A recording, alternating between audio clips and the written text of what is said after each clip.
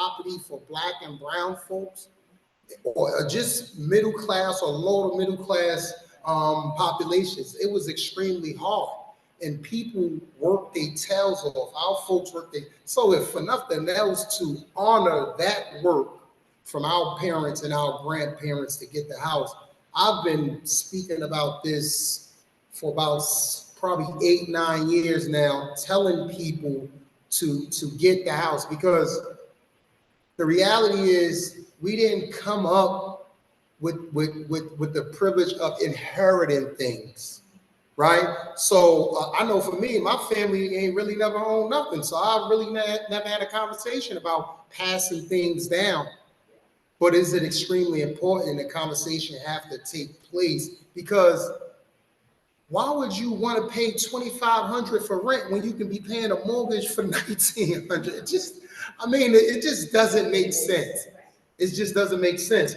And as a homeowner, you have more skin in the game. You have more say. You're a taxpayer. You're a homeowner, right? You're a fixture in this community. Let me chime in on that real quick.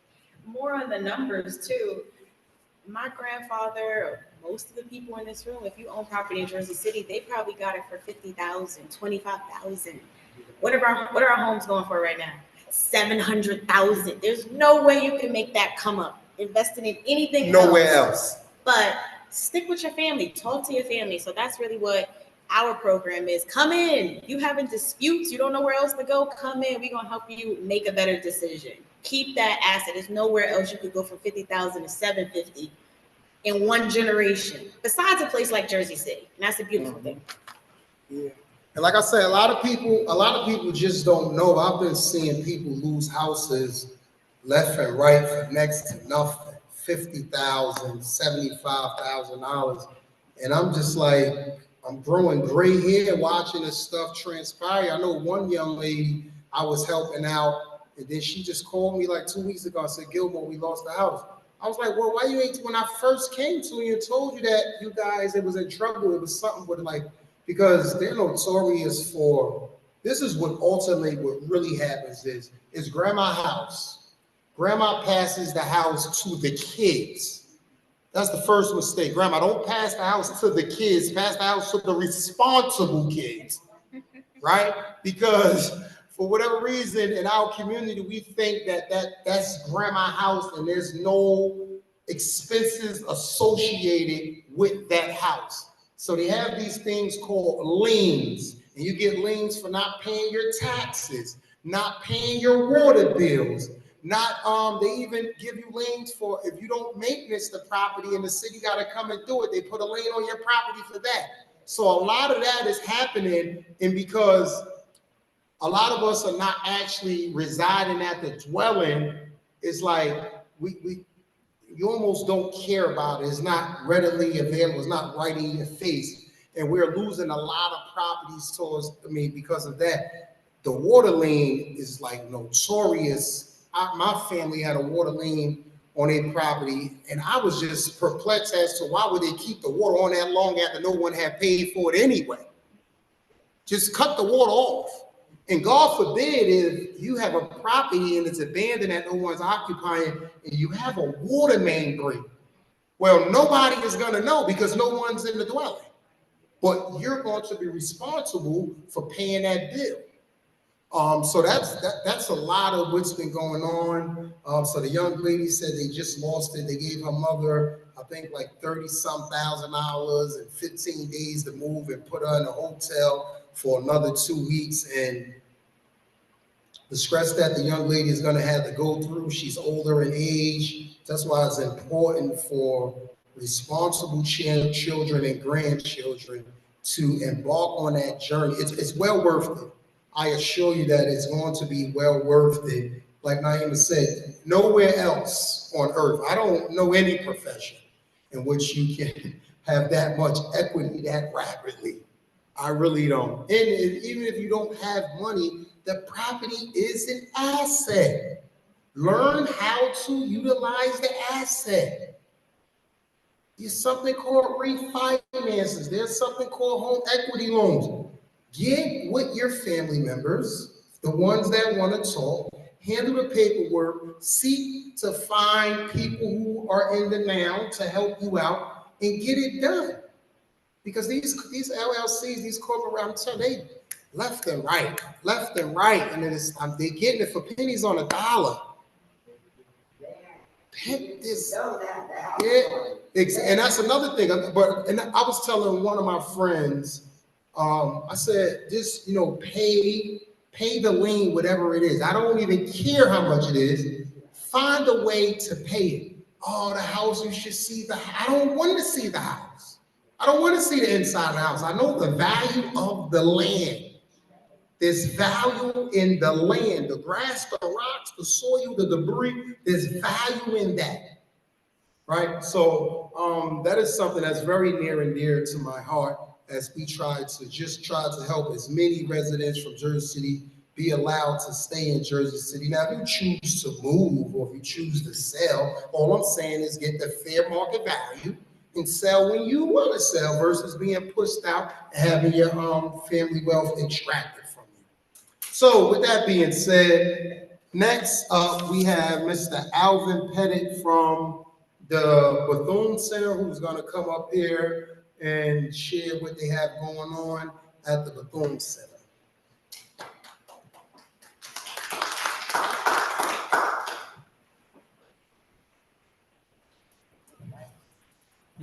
Pass our flag. Oh, sure.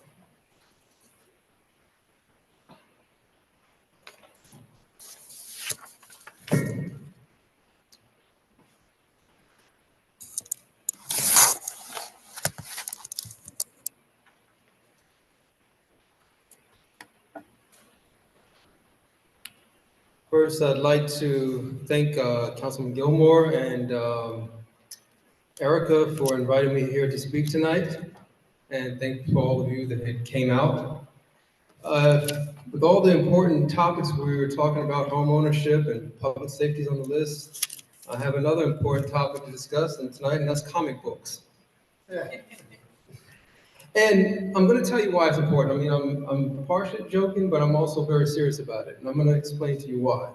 Well, just to let you know, my name is Alvin Pettit. I'm the director of the Mary McLaughlin Life Center, located in the Greenville section of Jersey City. I've been director there for 10 years, and I'm also a local artist and professional sculptor here in Jersey City. And I want to just give you a brief. If you look at the flyers that were just handed out to you, you'll see the first page is advertising a Black Comic-Con that we have that we're working on, which is being the first of its kind in Jersey City. The Comic-Con period has never been done in Jersey City, but for this one we're doing it in celebration of Juneteenth. And I'm going to get into a little bit of the details of why and why I feel that was important.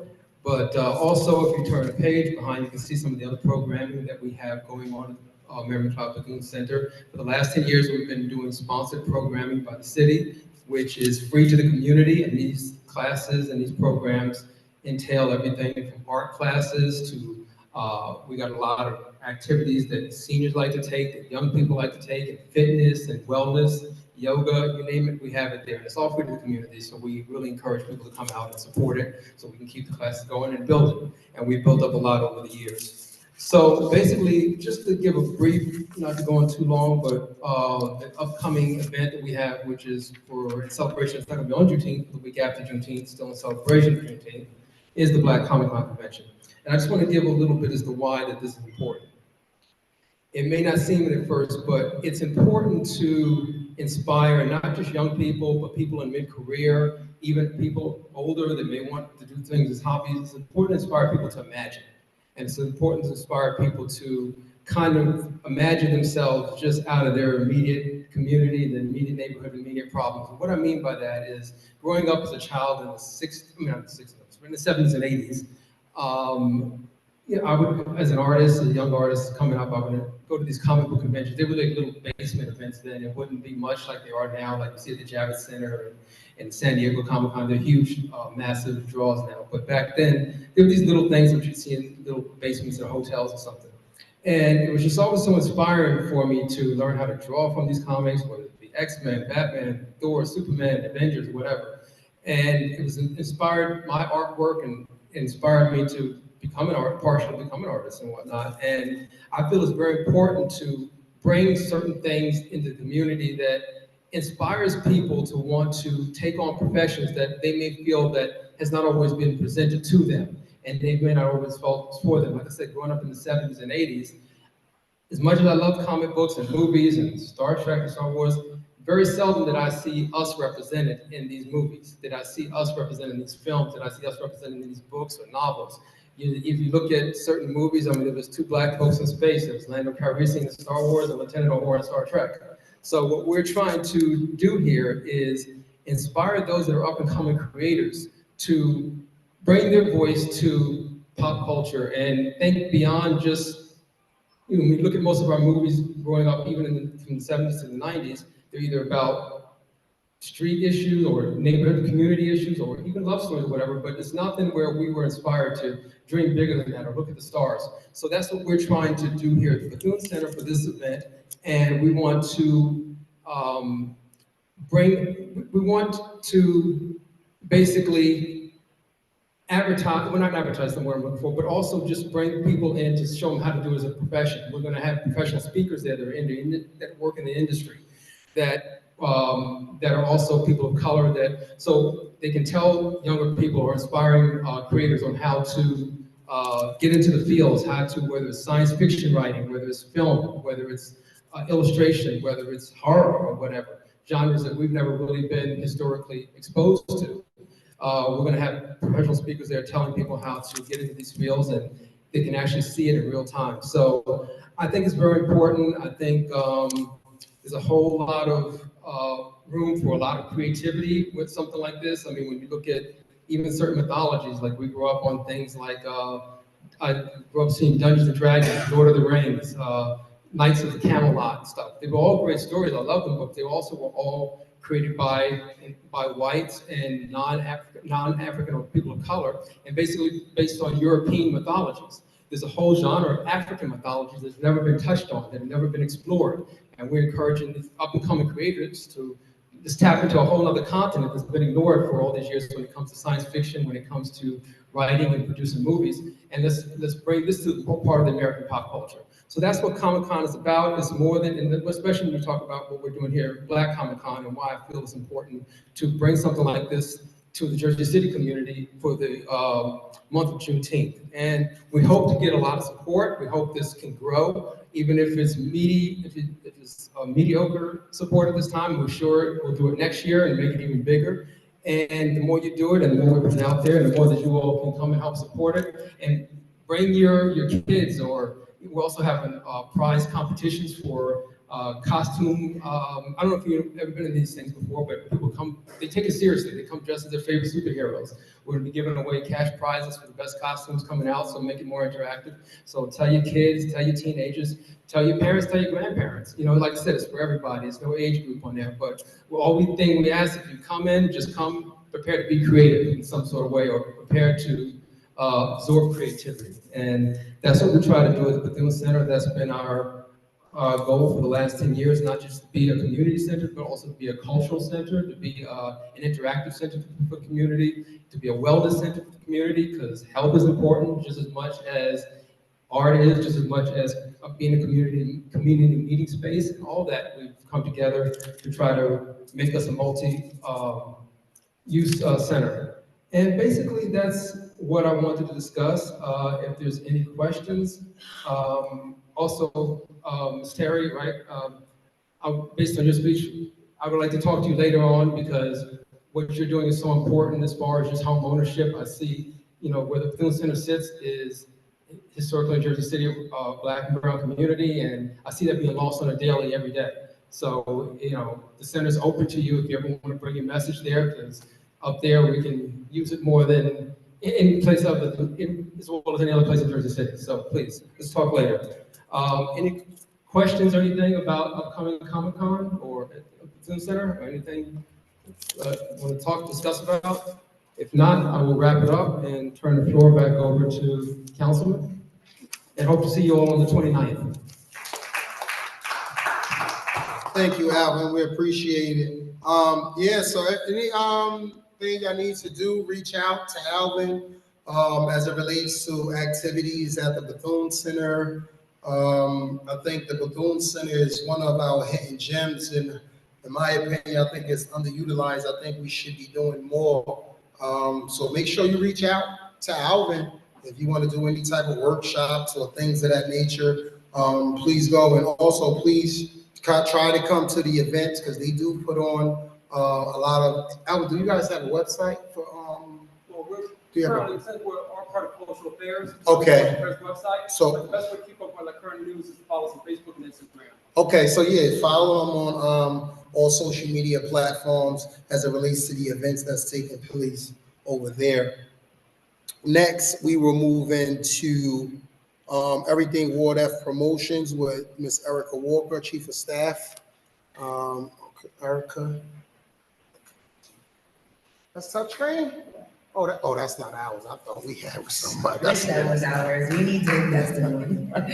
Greetings. I am Erica Walker, Chief of Staff for Councilman Gilmore. We created everythingswardf.com. This was a brainchild of Councilman Gilmore because he wanted a place where people could come and easily access what's going on in our community and what products and services your city has to offer, what services your tax dollars are already paying for. So for those who are online, you can visit everythingwardf.com and see our homepage where you can click on, these are all live buttons. You can report an issue to Residence Response Center, learn how to find help at findhelp.org, which is home to all the nonprofit organizations and service providers who provide free or low-cost funding. And learn about employment opportunities, housing and rental assistance opportunities, landlord-tenant relations division, city planning and zoning, Board of Education, Jersey City Economic Development, parking enforcement, senior affairs, register your business. We are going to be promoting small businesses, volunteer opportunities, find your block association, because we definitely want you to organize. And the best way to organize is to break things down. Councilman Gilmore always says, what we need is a lot of people doing a little bit, and it'll go a long way. So find your block organization, find out what they're doing. We're encouraging people to have each block association to do at least one community cleanup this summer. So far, we've done 8 community cleanups in Ward F. We've done MLK, we've done Boswick, Bayview, Wilkeson, we've done Randolph and Claremont and Clerk Avenue. So if you have a block association or you have a neighborhood and you just want to clean up your block, contact us. We'll do the flyer for you and promote it for you, and we'll get all of the materials that you need to pick up the litter on your street.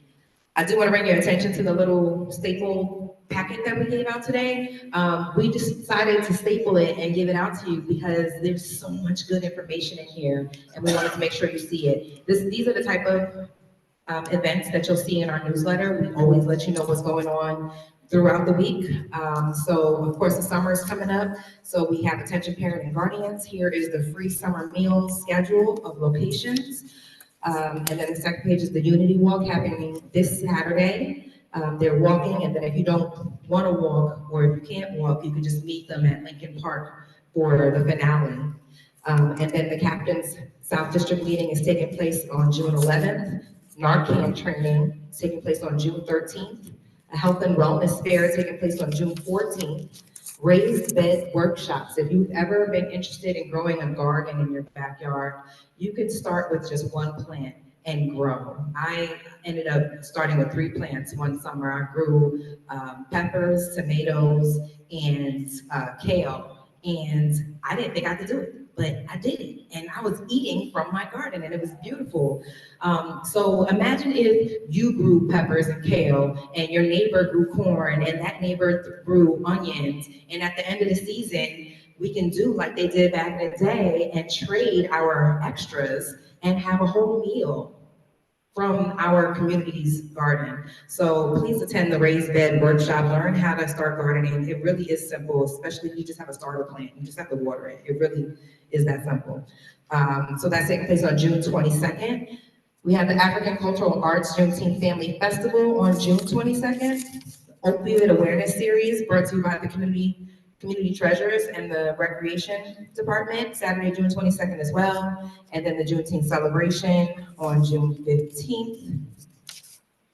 All About Us, sorry, I got one that was out of order. All About Us is on Wednesday, June 19th. So we have several Juneteenth events throughout the city. And then what I'm most proud of is the Black Music Month Networking Mixer. This year, we have done something special. We are nominating persons who are overdue their roses. Persons like members of Kool and the Gang, members of the Manhattans, members of Soul Generation. You guys remember them groups back in the day? They're from Jersey City, and we want to give them the roses while they're still here. So we'll be honoring them as a part of Black Music Month, along with other musicians from born and raised in Jersey City that a lot of people don't know about. People who have sold platinum selling records, born and raised in Jersey City. So we look forward to that on June 26th. And then ECE, which is Electrical Computer Engineering. There is a free workshop for females. It's a free one-day summer camp for female middle school and high school students. I wanted to highlight this because this can get your child, your niece, your grandchild started on a career path just by understanding what they can do with these type of skills. You have to register by June 15th. The event takes place on July 2nd, but you have to register by June 15th. So please spread the word. It's an awesome event. I just want to make sure you guys know about that. Next up is just two more handouts Zaya's gonna hand out for me. One having to do with fireworks. We've been getting a lot of calls and emails about the fireworks. Not all fireworks are illegal. There are some legal fireworks, but there are some that are illegal. So we have a handout to talk about that. And then we're looking forward to having an event with the fire department to go into detail about these fireworks and what to do if you come across illegal ones. So stay tuned for that information. And last but certainly not least, we have our ongoing caucus meetings. So if you didn't know, every Saturday before the council meeting, so there's about 2 council meetings every month, every other week. And there's a caucus on that Monday before the Wednesday council meeting. So the public is not allowed to talk at the caucus. We can just come and listen. And we can come talk on Wednesday, but by then the council members have already made up their mind. When it's time for public speaking, a lot of people complain because they're just getting like deer in headlight eyes from the council because their opinions can't really be swayed by then. It's too late. The time to really sway their opinion is before the Monday caucus, where they get a chance to ask the department heads all the questions. Like the administrators, like, why are you bringing this ordinance here? Why are you bringing up this resolution? I need more information. You'll hear Councilman Gilmore ask a lot of questions. He's one of the most active, he is the most active council person that I have ever witnessed during a caucus because he reads the agenda, he reviews the agenda in advance. I had an aide, one of the aides actually asked me, oh my goodness, you guys read the whole agenda? And I said, yeah, that's our job. Like, this is the councilman's primary responsibility is to pass laws. So yes, we read the agenda from the rooter to the tutor, and we review it live with you on Saturdays before the Monday caucus, so that we can get your questions and write your questions down, and Councilman Gilmore can get those answers for you in time, so that you can make knowledge decisions and knowledge speeches on Wednesday when you come, and be able to have more empowerment to sway, hopefully, the council people to vote responsibly. So that's our Saturday caucus happens almost every other Saturday. Attached to that, other important meetings that people oftentimes don't know about, it's our land use meetings. This is where they pass zoning ordinances and variances. When you see sky-high buildings going up, and you're wondering, how did they get to build that tall? Well, there was a meeting about it, and it was public. Did you know about it, though? So I want to make sure you all know about these meetings, because when it's in your neighborhood, and they're asking for a variance, and they're asking to go higher than the rest of the neighborhood, they have to get your permission. They have to get the community's permission. And if the community says, no, that's too high, if the community says, okay, well, we'll let you go this high if you build us a community garden or a youth center, we can make those asks. But if we don't show up, they're gonna say, oh, community, We got support from the community. They can lie and say, yep, the whole community wants this, because there's nobody there to tell them differently. So we need to show up. We need to show up and prove that we care about the development of our community and be a part of it, as opposed to being gentrified and being pushed out. So that is it for me. Thank you so much for you. Give yourselves a round of applause for being here today. Because this is only 11% of people who voted in the last election. It's sad. 11% of the people who are registered to vote voted in this past election. And if you're not participating, then you can't complain. So kudos to you. You have a right to be here, and you have a right to raise your voice and tell people what your concerns are. So with that said, I'll give back to Councilman Gilmore for the last half of the meeting. Oh, do you have a question? Everythingwardf.com. Everything, whatever. You have a phone with you now? We can help you in real time. You have a phone with you now? Okay, let me see your phone, young lady. Phone is no good. Oh, your phone is no good? It's not, it's. Do you have an email address? It seems to have, yes. Okay, so we're gonna do you one better. We're gonna get you signed up for the website. I brought my tablets today. And these tablets right here is going to register 2,500 new voters in Ward F.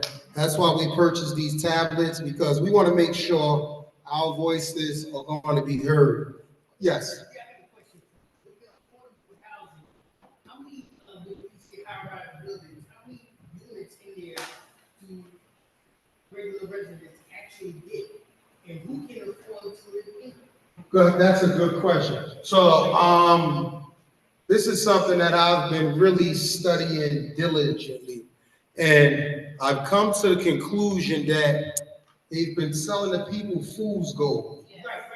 And the reason why I say that is because you got to be careful of the terms affordable housing. Because affordable to you, affordable to her is two different things.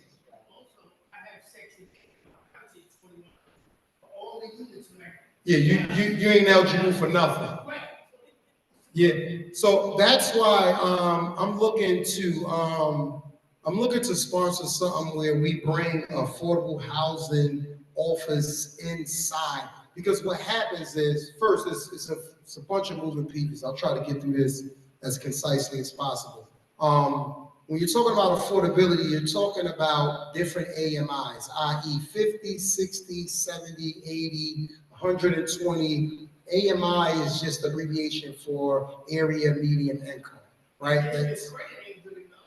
Well, that's a whole nother issue right there. So what they do is they'll say, hey, okay, we'll do affordable housing in this new development right here, right? But because they're placed in an area where the AMI is, let's say, 85,000, that affordable unit is not affordable to us, because the average median income where we're making, I think it's 45,000, right? And then another thing is, what we have to figure out a way to control is the affordable housing stock.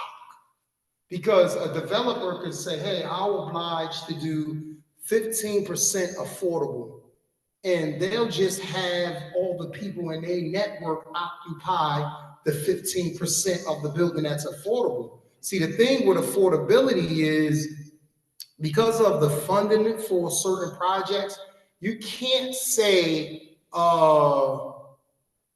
it's from, like, it has to be Jersey City residents. But you can strategically implement things that give Jersey City residents an advantage, or updated notice, or a before notice, if you will. So that's something that we've been working on in my office, trying to figure out a way where we can bring affordable housing unit inside. So if you say, all right, we have this new building, we have 100 units, it's 20% affordable. All right, we're responsible for making sure we give you a list of applicants we want you to choose to occupy the 20%, right? And I've been in communication with developers, and like, for me, starters is 20%. can you do at least 20% affordable? That's just for starters. And their first thing is always, Councilman, no one have ever requested that. Well, this is a new Ward F here. And we have to make sure we're taking care of the people that've been here, and we're cognizant that we don't want them pushed out. Now, it's a challenge because developers, for the most part, they're into bottom line accounting. How much money can they make per square foot? That's the bottom line. That's what they're in it for. They're not in it for creating housing, creating affordable housing because they're egalitarian or because they are humanitarian. They want to make money, right? So we just have to have good negotiating tactics and conversations where we have a project come to fruition where it's multi-beneficial. It's beneficial from a municipal perspective because we'll begin to collect more tax revenue. It's beneficial to the developer because they'll get more units, and it's benefit to the community because they'll be able to have housing at an affordable rate. So that's a extremely diverse and moving conversation. Yes, young lady. I have so many people asking me about affordable housing. Where all these buildings that's going up, where they getting these people from? Because half the people don't even know where to go to sign up for the house. Yeah, that speaks to the point why we need to have that affordable housing unit in-house, right? Because if I'm a developer and I go to Teaneck, New Jersey, and put up a building with 20% affordable, odds are the 20% people are going to be from Jersey City, the people I know. Yeah. Right? Some people, like you said, they don't even know how to get in contact with some of these buildings. And then they put the sign up. By the time they put the sign up, the applications, the apartment's already full. They're already spoken for. So that's why we need to create, and that's what I like about no affordable housing program so much, is that the city controls the affordable units. The city tells the developer, hey, you can choose who you want, so as long as though they're from this pile of applications. Right? And that way we ensure that local residents stay local. Unless and until we create something like this, the affordable housing conversation is very primitive at the best. You know? So with that being said, we normally have individuals from the police department to talk about quality of life and policing issues. They weren't able to come today. So if anyone have any public safety questions, comments, concerns, we can address that. I will try to get an answer back to you if I can't answer it now by reaching out to either one of the police captains. Okay, seeing none. So now at this point, before we close, if you guys would like to make any public comments, any statements, or if you have any other additional questions before we conclude. Is there people online? There's no one online. There's two people online. Oh, that's us, user in our office. Okay, that's us. That's us. No, I know, I get it. It's nice outside, y'all. It is really nice outside. It's the summer. People are trying to get themselves together. So I get it, I understand. But we have a job to do in Ward F at the council office. So I have to make sure that we're accessible and available and we're disseminating this information. So at this point, do anyone from the public have any other questions, comments, and or concerns as it relates to anything that's going on in the ward? Yes, young lady. I'd like to say something. I just basically wanted to say thank you for having me and thank you for having this tonight. I'm actually kind of new to Jersey City. I moved here 4 years ago. Okay. And I love what you're doing with the Don't Sell Grandma's House. I am a real estate agent here in Jersey City. And I must say, my family, we were able to purchase a home and actually start a family. And we were afforded to do that because the prices were, affordable. I'm looking around now, just 4 years later, and I'm seeing the residents aren't able to do that. And so I came here tonight because I wanted to see, what are you guys thinking about that? Like, how do you feel about that? And I got to see and hear a lot from you. So I'm definitely glad to see that we're having these conversations because they're very important. Homeownership Yes. is very important. Do not sell your grandmother's house to an LLC.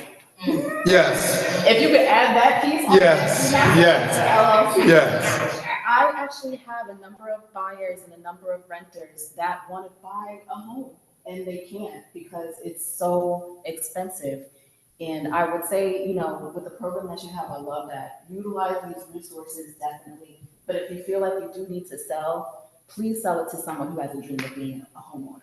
And sell it to Yes. somebody that's just gonna tear it down and sell it for $1 million.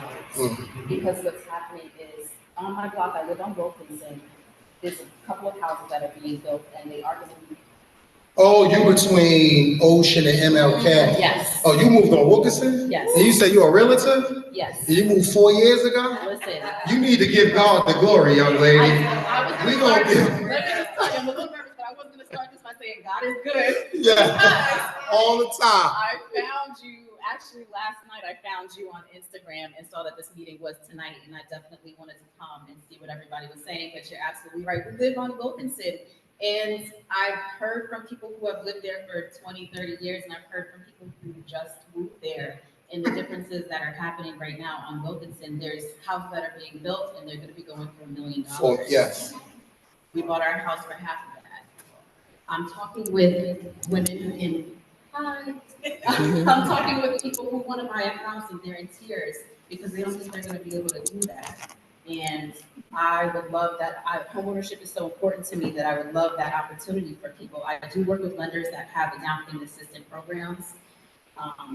But if they can't afford the payments, what can we do, right? So I love that there is a fight for this. I also love that we're gonna be able to change and make, basements and things like that another dwelling, because that is gonna add equity in the home. I do have flyers back here and I have business cards as well, so I don't wanna take up too much more of your time. But if you are in a situation where you're getting notices of default, you can give me a call, you can utilize the resources of Do Not Sell Your Grandma's House, because there are other options for you to keep that home, to keep it in-house, or in your family. Or if you do need to sell, we can sell it at fair market value. Yes. That way you can get the money that you deserve. You can also pull out a home equity line, Yes. credit, and you can build this other dwelling so you can create more equity in your home. Or you can buy something else. There are options out there to keep financial stability in your family. That's all I wanted to say. Yeah. And y'all, just think this is how valuable land is in Jersey City in a nutshell. Wilkerson and Myrtle. On Myrtle, there's a house right now going for $1.37 million. On Myrtle Avenue between Bergen and MLK. 1.37. No other city like it. In the world. That is, man, they got $1 million homes on Wilkerson Avenue. Well, Randolph, I can see. Yeah. Randolph is like, Randolph, Arlington. Clerk. Oh, yes, Grant. Something just sold for 99999 on Grant. I keep telling everybody in Jersey City, if you ain't leave by now, don't leave. Right. You've missed the train when it was time. You've missed that train. Yeah, they selling it for 1.35. I looked it up. I thought it was a typo. I kept refreshing the phone, hoping the number would change. It stayed the same. So yeah. So again, thank everyone for coming out. Thank the office, my staff. You guys do a great job. My intern is in the back, Zaire. Thank you so much, Erica. Thank you so much, Lanisha. She's not here right now, but thank you guys so much for being very responsive as an office. And as always, everyone, be great on purpose.